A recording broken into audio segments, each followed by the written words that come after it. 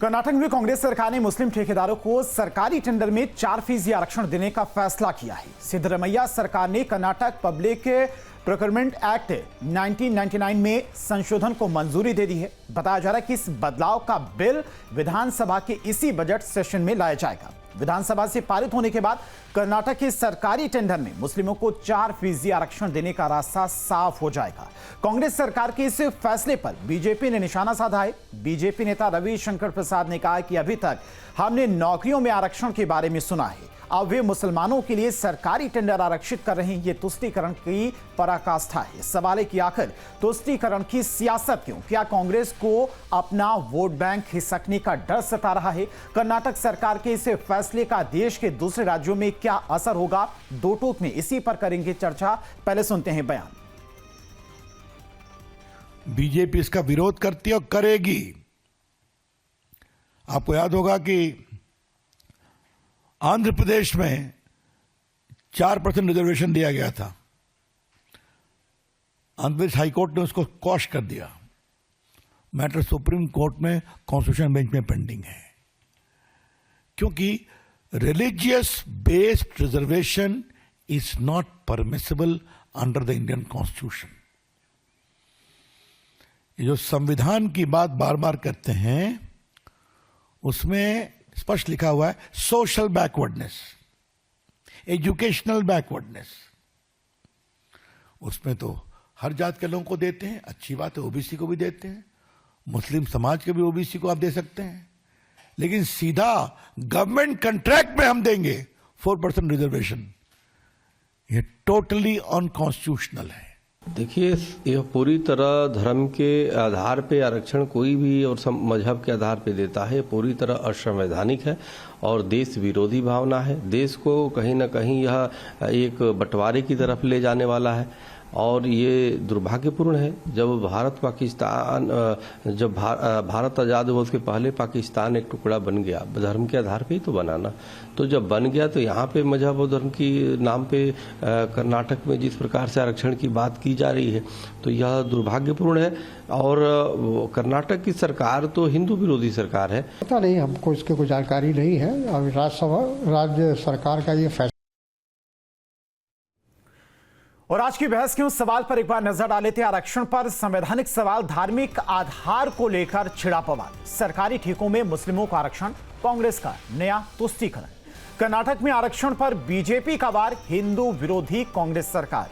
ठेकेदारों के 4% आरक्षण में खोट, मुस्लिम कार्ड से मिलेगा वोट। इन्हीं सवालों के साथ में चलिए चर्चा की शुरुआत करते हैं। हमारे साथ में आलोक वर्मा, प्रवक्ता बीजेपी, भुवन जोशी, प्रवक्ता समाजवादी पार्टी, प्रियंका गुप्ता, प्रवक्ता कांग्रेस। आप तीनों का बहुत बहुत स्वागत है न्यूज स्टेट पर। सबसे पहला सवाल प्रियंका जी आपसे, चूंकि कांग्रेस सरकार की तरफ से यह ऐलान किया गया है बाकायदा कानून में भी बदलाव किया जाएगा ताकि जो मुस्लिम कॉन्ट्रैक्टर्स हैं उन्हें 4% आरक्षण दिया जाए। एक बात और करेक्ट करिएगा, दो बातें चल रही हैं कि सिर्फ मुस्लिमों को यह आरक्षण दिया जाएगा 4%, और एक बात यह भी चल रही है कि सभी माइनॉरिटी जो है उन्हें यह आरक्षण दिया जाएगा।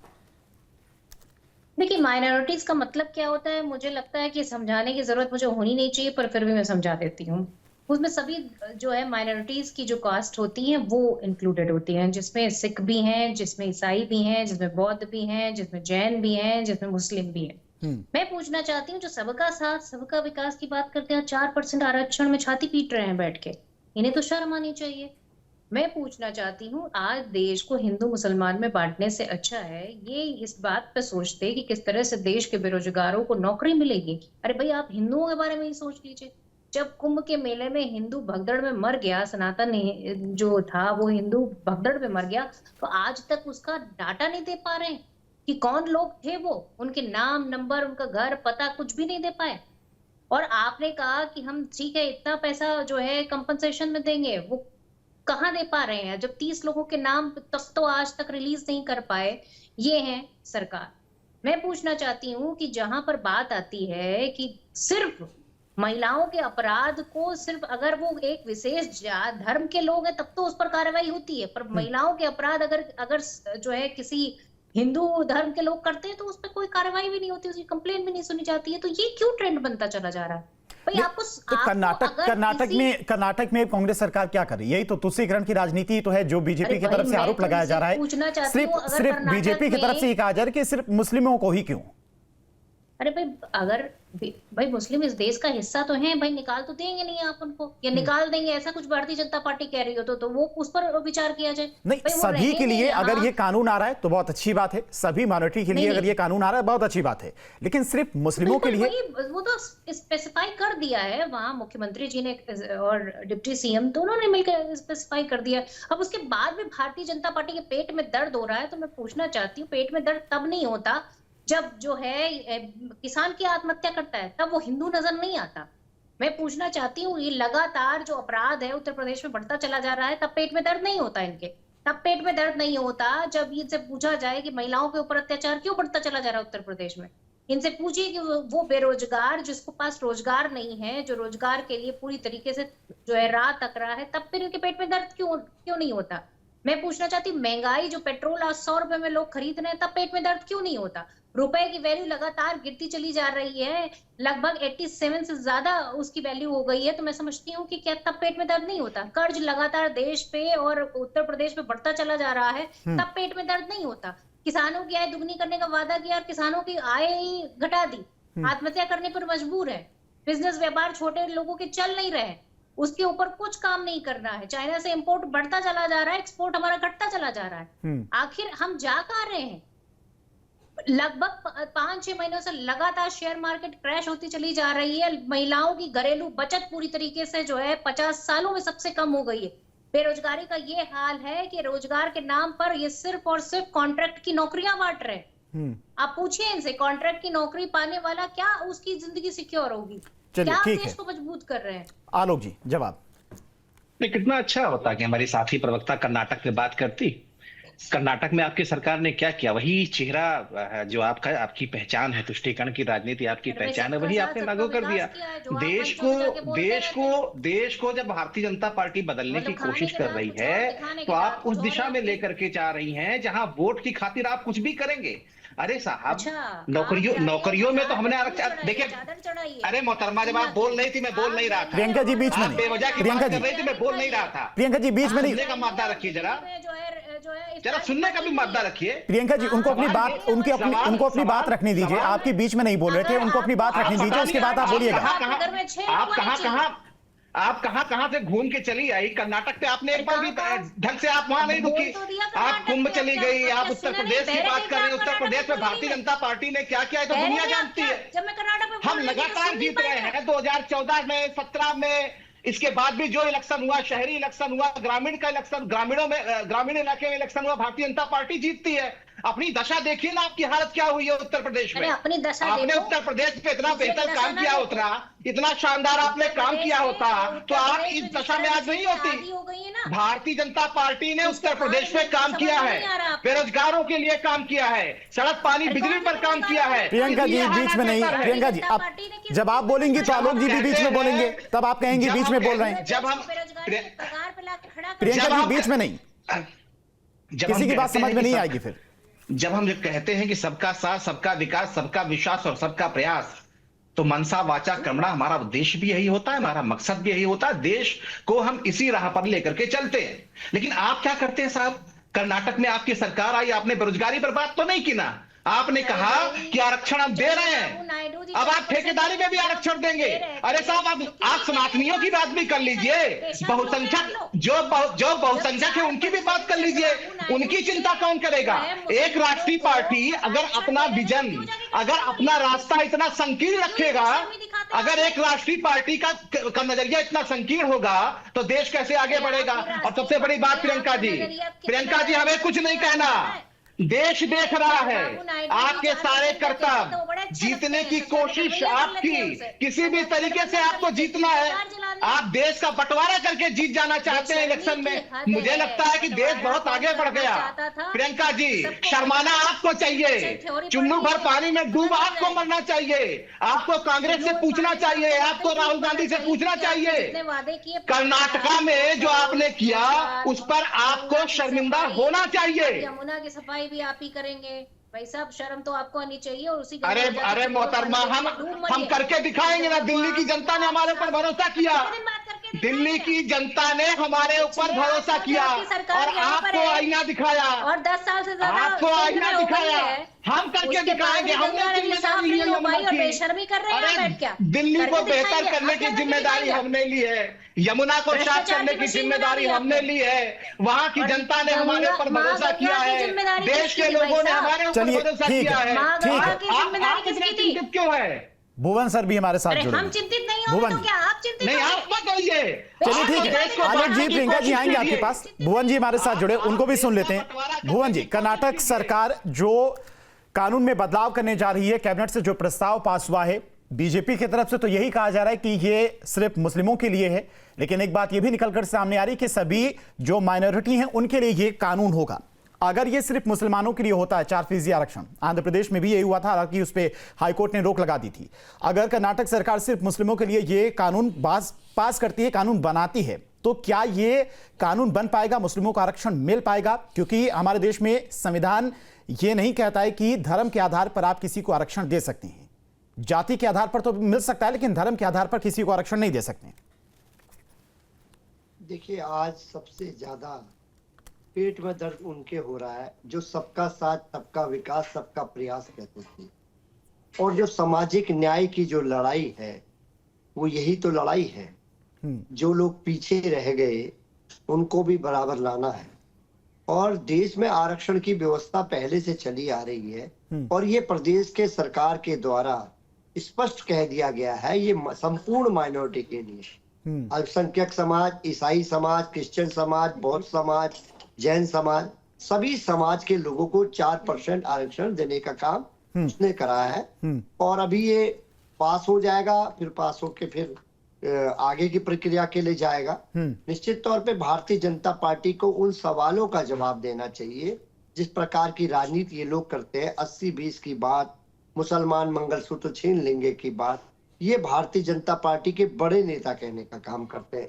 और इनकी एक आम प्रक्रिया है, भारतीय जनता पार्टी की, जनता से वादे करो और बाद में कह दो ये जुमले थे। चाहे वो 2 करोड़ नौकरी की बात हो, किसान की आय की दुगनी की बात हो, 15 लाख अकाउंट में आने की बात हो, तो इनकी सारी बातें जुमले साबित हुई है। देश समझ रहा है। और अभी मेरे साथी, भारतीय जनता पार्टी के प्रवक्ता साथी बड़े बड़े आंकड़े बता रहे थे कि हम लोग चुनाव जीतने का काम कर रहे हैं। 17 में जीते, 19 में जीते, लेकिन 24 में आते आते उनकी जवान लड़खड़ा गई, क्योंकि 24 में उत्तर प्रदेश में माननीय अखिलेश यादव जी के नेतृत्व में इनको आधा करना पड़ा। और एक आज इनको ऐसी सरकार चलानी पड़ रही है जो 2 पार्टियों पर डिपेंडेंट है। ये काम माननीय अखिलेश यादव जी की डायनेमिक लीडरशिप ने करा। उत्तर प्रदेश में इनको रोकने का काम हम लोगों ने करा, और 37 सीटों के साथ हम नंबर 1 पे खड़े। तो निश्चित तौर पे भारतीय जनता पार्टी उन सवालों से बचना चाहती है जो सवाल आज देश के युवा पूछ रहे हैं, देश की मातृशक्ति पूछ रही है, देश के किसान पूछ रहे हैं। और किसानों को क्या नहीं करा, किसानों के साथ देखिए किस प्रकार आतंकवादी, खालिस्तानी, गृह राज्य मंत्री का बेटा अपनी सत्ता के नशे में निकल जाता अपनी थार लेकर। ये सारा भारतीय जनता पार्टी का चाल चरित्र और चेहरा है। और जब भी सामाजिक न्याय की बात आएगी, भारतीय जनता पार्टी के लोग अपने नफरती एजेंडे के साथ सबसे आगे इसका विरोध करते हुए दिखाई। ठीक है प्रियंका जी, अगर मान लेते हैं कि ये जो कानून बन रहा है, कर्नाटक सरकार के द्वारा कानून बनाया जा रहा है, सभी माइनॉरिटी के लिए है, लेकिन अगर देखा जाए तो कर्नाटक में सबसे ज्यादा माइनॉरिटी की बात करें तो मुस्लिमों की आबादी लगभग 14%। सीधे सीधे उन्हीं को इसका सबसे ज्यादा फायदा होगा। साथ ही साथ इमामों को 6,000 रुपए मासिक भत्ता दिया जाता है। लोक निर्माण ठेके में अब 4% आरक्षण का भी जिक्र किया जा रहा है। मुस्लिमों को विवाह के लिए 50,000 रुपए की सहायता दी जाती है। वक्फ संपत्तियों और कब्रिस्तानों के विकास के लिए 150 करोड़ रुपए कर्नाटक सरकार के द्वारा दिए जाते हैं। तो इससे तो साफ जाहिर होता है कि इस खास संप्रदाय, खास धर्म को यहां पर फायदा पहुंचाने की कोशिश की जा रही। माइनॉरिटी इसमें कहां है? देखिए, महिलाओं को भी वहां जो स्कीम का वादा किया गया था वो भी दी जाती है। जो किसानों से वादा किए गए थे एमएसपी दी जाएगी तो वो भी दी जाती है। वहां शिक्षा के लिए जो है उच्च व्यवस्था की जाती है। हर काम किए जा रहे हैं। अगर हम विकास करेंगे तो संपूर्ण विकास करना पड़ेगा ना। देश के किसी एक वर्ग का विकास करेंगे, एक विकास का नहीं करेंगे। भाई ये कहाँ की ईमानदारी? एक सरकार जब पद पर बैठती है, जब अपनी सत्ता पे आती है, तो उसका काम होता है बिना किसी पक्षपात के, बिना किसी भेदभाव से वो सर्वांगीण जनता का विकास करे। और इसलिए हम किसी भी वर्ग को अनदेखा नहीं कर सकते, किसी भी वर्ग को पिछड़ा नहीं छोड़ सकते। और इसीलिए आदरणीय राहुल गांधी जी संसद से लेकर सड़क तक एक ही बात कर रहे हैं कि जातिगत जनगणना करिए भाई साहब। जातिगत जनगणना से पता चलेगा कौन लोग अंतिम पायदान पे खड़े हैं, इकोनॉमिकली कितने लोग वीक हैं, कितने लोग सामाजिक रूप से जो है पिछड़े हुए हैं। इन सारी चीजों का पता करिए और उनके हिसाब से कानून बनाइए, उनके हिसाब से उनको सुविधाएं दीजिए। भाई आदरणीय सोनिया गांधी जी ने संसद के पटल पर क्या कहा? यही तो कहा कि 14 करोड़ लोग आज भी जो है बीपीएल जो है उनको जो सुविधाएं मिलनी चाहिए वो नहीं मिल पा रही क्योंकि जनगणना नहीं हुई। तो भाई जनगणना कराइए, आप पूरे देश में जनगणना कराइए और पूरे देश में जो लोग पिछड़े हैं, दलित हैं, अल्पसंख्यक हैं, उनके लिए, उनके विकास के लिए, उनके हित के लिए, क्योंकि जब देश आगे बढ़ाना है ना, देश को विकसित करना है, तो उसके लिए सबका विकास जरूरी है। और भारतीय जनता पार्टी तो नारा ही देती, पर उस नारे के पीछे इनकी मंशा क्या होती है कि ये जब वोट मांगने जाते हैं तो कहते हैं मुजरे पे वोट दे दीजिए, फिर कभी कहेंगे ये भैंस पे वोट दे दीजिए, फिर कहीं ये कहेंगे मंगलसूत्र पे वोट दे दीजिए। तो भारतीय जनता पार्टी के जो दांत दिखाने के हैं और खाने के अलग अलग हैं। भारतीय जनता पार्टी हर मुद्दे पर फेल हो चुकी है, इसलिए सिर्फ हिंदू मुसलमान करके वो वोट को बटोरना चाहती।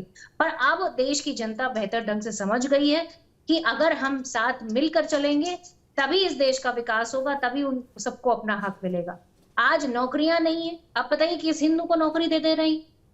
सिर्फ कहने के लिए ही मुसलमान करते हैं, पर असली जो इनका अत्याचार है वो पूरे समाज के ऊपर कर रहे हैं, एक पढ़ा लिखा वर्ग के ऊपर कर रहे हैं, उस युवा के ऊपर कर रहे हैं जिसको ये 4 साल में जो है सेना में नौकरी देते हैं, फिर जो है संविदा पे भर्तियां करते हैं। आप बताइए कि प्राइमरी स्कूल में टीचर नहीं है, उनको भी संविदा पे उठा लाते हैं ये 2-2 हजार 5-5 हजार पे। आप बताइए कि बच्चों का भविष्य क्या नरक में डाल दिया है इन्होंने।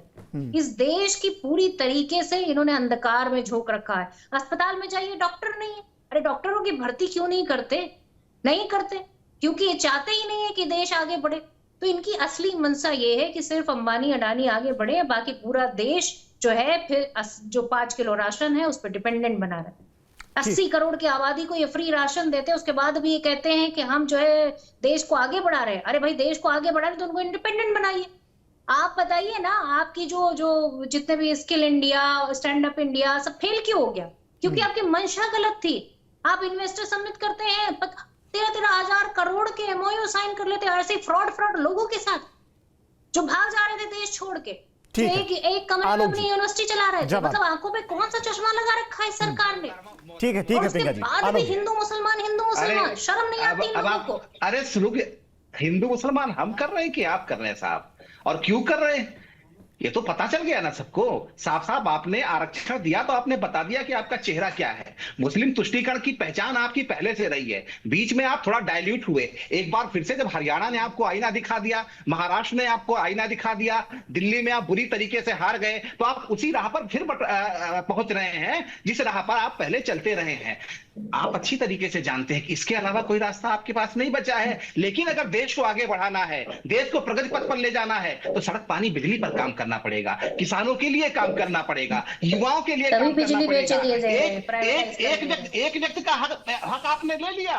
आप हिंदुओं का हक मार रही हैं और मुसलमानों का हक आप दे रही हैं। अरे साहब जरा आईना देखिए ना साहब, आपकी दशा क्या हो गई है। प्रियंका जी बीच में कीजिए, वो आपके बीच में नहीं बोल रहे थे, आप भी सुनिए। चिंता मत कीजिए, जरा देखिए ना कि आपकी तुष्टीकरण की राजनीति का असर क्या हुआ है। कहीं कोई नतीजा निकला क्या? राहुल गांधी आपके फेल हुए और हर जगह फेल हुए, हर जगह फेल हुए। हरियाणा में चुनाव था, बहुत उम्मीद लगाकर आप बैठे थे ना, बहुत उम्मीद लगाकर राहुल गांधी बैठे थे, बहुत उम्मीद लगाकर बैठे थे। महाराष्ट्र में चुनाव हुआ, हर तरीके का गठबंधन आपने किया, आप बुरी तरीके से हारे। दिल्ली में आपकी दशा क्या हुई बताने की जरूरत नहीं। गुजरात में आप क्या कह रहे हैं? आप कह रहे हैं कि हमारे लोग किसी और का साथ दे रहे हैं साहब। जरा आईना देखिए और राहुल गांधी को आईना दिखाइए, सोनिया गांधी को आईना दिखाइए, कांग्रेस के अध्यक्ष को आईना दिखाइए, जरा आईना दिखाइए। बंटवारे की राजनीति से देश नहीं चलेगा। सबको साथ लेकर के सबके विकास के बारे में आपको सोचना होगा। और जो सियासी दल सबको साथ लेकर के आगे बढ़ेगा, सबके विकास के बारे में सोचेगा, मुझे लगता है कि देश की जनता 21वीं सदी की जनता है। अब आप उसको बरगला नहीं सकते। आप बंटवारे की राजनीति, साम दाम दंड भेद करके आप जो है वोट हासिल नहीं कर सकते। अगर आपको देश के बारे में आपका चिंतन है, आपका मनन है, देश को आगे बढ़ाना चाहते हैं, आम आदमी को आगे बढ़ाना चाहते हैं, सब देश आपके साथ रहेगा। किसी भी प्रदेश का उदाहरण ले लीजिए, आपकी दशा इतनी बुरी क्यों है? मैं तो बार बार आपसे सवाल करता हूँ, आप तो उत्तर प्रदेश की है, आपने कभी पूछा कि उत्तर प्रदेश में आपकी हालत क्यों हो रही है? आपकी हालत क्यों हो रही है उत्तर प्रदेश में? अगर हमने अच्छा काम नहीं किया, अगर भारतीय जनता पार्टी ने बेहतर काम नहीं किया, तो दूसरी बार हमारी सरकार है। 2027 में तीसरी बार हम सरकार बनाने जा रहे हैं। तीसरी बार केंद्र में हमारी सरकार है। मोदी जी के ऊपर भरोसा है लोगों का, योगी जी के ऊपर भरोसा है, राहुल के ऊपर भरोसा क्यों नहीं हो पाता? प्रियंका जी बीच में नहीं, ये तरीका सही नहीं है। के ऊपर भरोसा सुन लीजिए उनकी बात। ये सवाल आपको करना है। बंटवारे की राजनीति करके, फिर से मैं कहूंगा, बंटवारे की सियासत करके, बंटवारे की राजनीति करके, लोगों को मजहब में बांट करके, धर्म में बांट करके आप देश को आगे नहीं ले जा सकते। और ये देश ने ही बता दिया है कि देश के लोग, आम मतदाता भी ऐसी किसी पार्टी को पसंद नहीं करते जो बंटवारे की सियासत करते हैं। जी ये प्रवचन दे रहे हैं, ठीक है भुवन सर, कभी भुवन सर, अब टाइमिंग को लेकर भी सवाल उठते हैं कि आज ही और अब क्यों जो 4% आरक्षण दिया जा रहा है माइनॉरिटी को, पहले यह फैसला क्यों नहीं लिया गया? और ये 4% आरक्षण देखिए, क्या प्रदेश का वो विकास, इन माइनॉरिटी का वो विकास हो पाएगा? और ये फैसला पहले क्यों नहीं लिया गया? पहले भी सरकार रही है, कांग्रेस की सरकार रही है, अन्य राज्यों में भी सरकार रही है, उन राज्यों में क्यों नहीं? देखिए, कोई भी जो चुनी हुई सरकार होती है, वो जो चुनावी वादे होते हैं, एजेंडे होते हैं, लोगों की जो मांग होती है, उस पर काम करने का काम करते हैं। और माइनॉरिटी में सभी को साथ लेने का काम करा। अगर मुस्लिम को करते तब तो एक विषय भी आता, लेकिन जब कह दिया उनके जो प्रधान है, उन्होंने कह दिया कि भाई सभी हैं इसमें, ईसाई हैं इसमें आपके सिख भाई हैं, इसमें जैन हैं, बुद्ध है, तो किसी को क्या दिक्कत हो सकती है? और सोशल जस्टिस यही तो है। और आज देखिए, जो विभाजन की बात करने वाले लोग हैं, जो ऊपर से नीचे तक जिनकी टॉप लीडरशिप केवल सुबह से शाम तक टीवी चैनलों के माध्यम से, देश के रैलियों के माध्यम से केवल विभाजन की तो बात करते हैं। आज ये लोग कितना लंबा चौड़ा भाषण कर रहे थे। देश आपको समझता है, देश जवाब भी दे रहा है आपको। आपकी सरकार पहले कैसी सरकार थी, आज कैसी सरकार है, बैसाखी की सरकार आप चला रहे हैं। देश समझ रहा है, उत्तर प्रदेश आपको समझ रहा है, देश भी आपको समझ रहा है। और क्या आपको दिक्कत है, आप बोलिए ना। भारतीय जनता पार्टी क्यों नहीं कल से अपने लिख देती है कि हम लोग ईसाइयों के विरोधी हैं, हम लोग सिखों के विरोधी हैं, हम लोग मुसलमानों के विरोधी है। करें हिम्मत देश को। बीजेपी सवाल इसलिए उठा रही भुवन सर, क्योंकि 14% आबादी वहां पर मुस्लिमों की है। और अगर देखा जाए एक तरह से सरकार की तरफ से जो तमाम बड़ी बड़ी योजनाएं हैं वो उन्हीं के लिए हैं। चाहे इमामों की वेतन भत्ता की बात करें, पादरी को वेतन को लेकर तो कोई फैसला नहीं है सरकार की तरफ से। जो क्रिश्चियन होते हैं, पादरी होते हैं, उनको लेकर तो कोई भत्ते का ऐलान सरकार की तरफ से नहीं किया गया।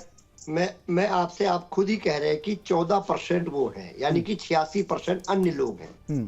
क्या सामाजिक न्याय यही तो होता है कि क्या 14% लोगों को भी उनके साथ मिलाकर उनके बराबर विकास उनका करा जाए?